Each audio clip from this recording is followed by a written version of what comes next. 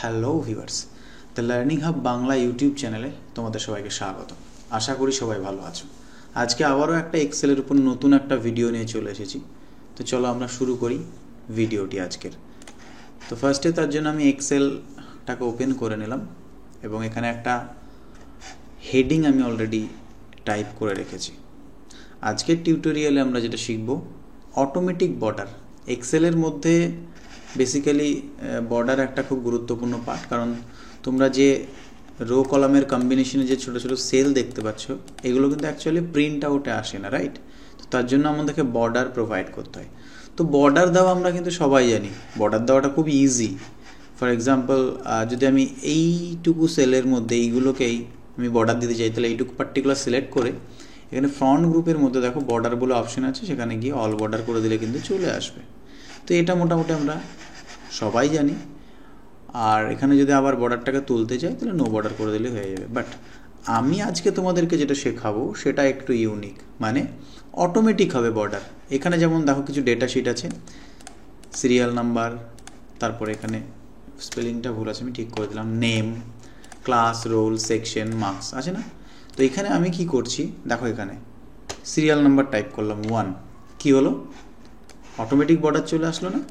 দেখো এরপরে 2 কি আসছে, 3 আসছে, তো 4 আসছে। তাহলে দেখো একটু ইউনিক না? মানে যখনই আমি কোনো নাম্বার এখানে সিরিয়াল নাম্বার যেই পুট করছি, অটোমেটিক দেখো বর্ডার হয়ে যাচ্ছে, আমাকে আলাদা করে বর্ডার দেওয়ার প্রয়োজনই নেই। তাহলে আমি যতগুলো ডেটা এন্ট্রি করব, আমরা কি করি, ডেটাগুলো এন্ট্রি করে আবার বর্ডার দিই, বা তারপরে দুটো ডেটা যদি পরে আবার অ্যাড করতে হয়, সেই দুটোকে আবার আলাদা করে বর্ডার দিতে হয়। তো এখানে দরকার নেই, তুমি যেমন যেমন ডেটা এন্ট্রি করবে অটোমেটিকলি তোমার বর্ডার হয়ে যাবে। তো এটা কিন্তু সবার জানা নেই। তো আজকের টিউটোরিয়ালে আমরা এটাই শিখবো। তো চলো কিভাবে কাজটা করা যায়। তো তার জন্য আমি ফার্স্টে যেটাকে করলাম, আচ্ছা এই ডেটাগুলোকে আগে আমি ডিলিট করে দিই। দেখো ডিলিট করে দিলাম, বর্ডারও কিন্তু অটোমেটিক চলে গেল। এবার এটা যেটা করা হয়েছে কন্ডিশনাল ফরম্যাটিং ইউজ করে করা হয়েছে, রাইট? তো তার জন্য আমি কন্ডিশনাল ফরম্যাটিংগুলোটাকে আগে রিমুভ করে দিচ্ছি। কন্ডিশনাল ফরম্যাটিংয়ে যাই, দেন এখানে ম্যানেজ রুলে চলে গিয়ে এখানে কন্ডিশনাল ফরম্যাটিং অ্যাপ্লাই করা আছে, আমি দুটোকেই এখানে ডিলিট করে দিলাম একে একে। ওকে, তাহলে আপাতত কোনো কন্ডিশনাল ফরম্যাটিং নেই। এখন দেখো যখনই আমরা সিরিয়াল নাম্বার দিচ্ছি, একটু আগেই হচ্ছিল, এখন কিন্তু আর হচ্ছে না, রাইট? তাহলে এই জিনিসটা আমরা কিভাবে করব? তো তার জন্য ফার্স্টে আমাদেরকে যেটা করতে হবে, আগে মোটামুটি আমাদেরকে সিলেক্ট করে নিতে হবে যে কতটা এরিয়ার উপরে এটাকে অ্যাপ্লাই করতে চাই।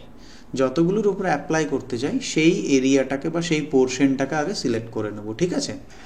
তারপরে আমরা যেটা করব, চলে যাব কন্ডিশনাল ফরম্যাটিংয়ে। তো কন্ডিশনাল ফরম্যাটিংটা হোম ট্যাবের মধ্যেই অ্যাভেলেবেল থাকে। কন্ডিশনাল ফরম্যাটিংয়ে গিয়ে আমরা চলে যাব, তারপরে নিউ রুল, আমরা আমাদের মতো করে রুল সেট করব, রাইট? তো নিউ রুলে চলে গেলাম। নিউ রুলে চলে যাওয়ার পর এখানে আমাদের সামনে একটা ডায়ালগ বক্স চলে আসবে, নিউ ফরম্যাটিং রুল বলে। সেখানে গিয়ে আমরা use a formula to determine which cell to format, এই অপশনটাতে আমরা ক্লিক করব।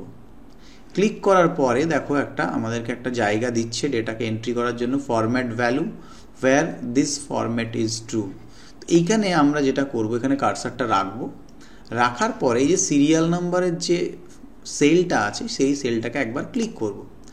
ক্লিক করার পরে আমাদেরকে কিবোর্ড থেকে F4 প্রেস করব আমরা।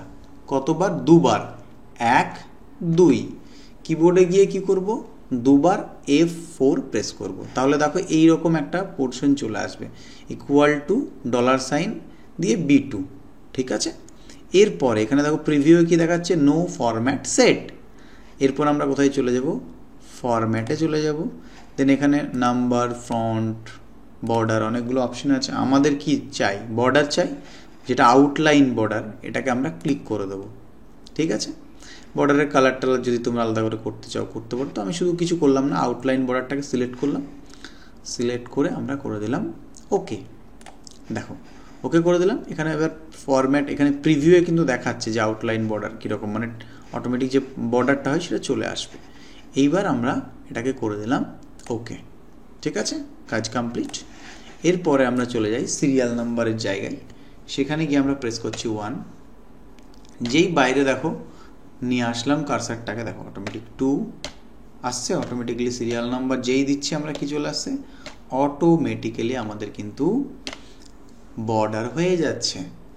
এবং যদি আমরা একটা ডেটাকে ডিলিট করি, দেখো ডিলিট করে দিলাম, অটোমেটিক্যালি কি হচ্ছে, বর্ডারটা চলে যাচ্ছে। জাস্ট বর্ডার কাজটা কি হচ্ছে, অটোমেটিক্যালি করছে। তো আজকের ভিডিওটা বেসিক্যালি এই টিউটোরিয়ালটাই ছিল, এখানেই ভিডিওটা শেষ করছি।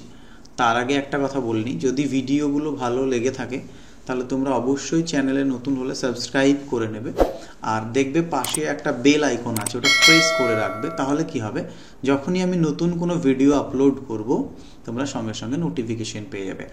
আর যদি ভালো লাগে তাহলে কারোর মধ্যে ভিডিওগুলো শেয়ার করতেও পারো। Thank you.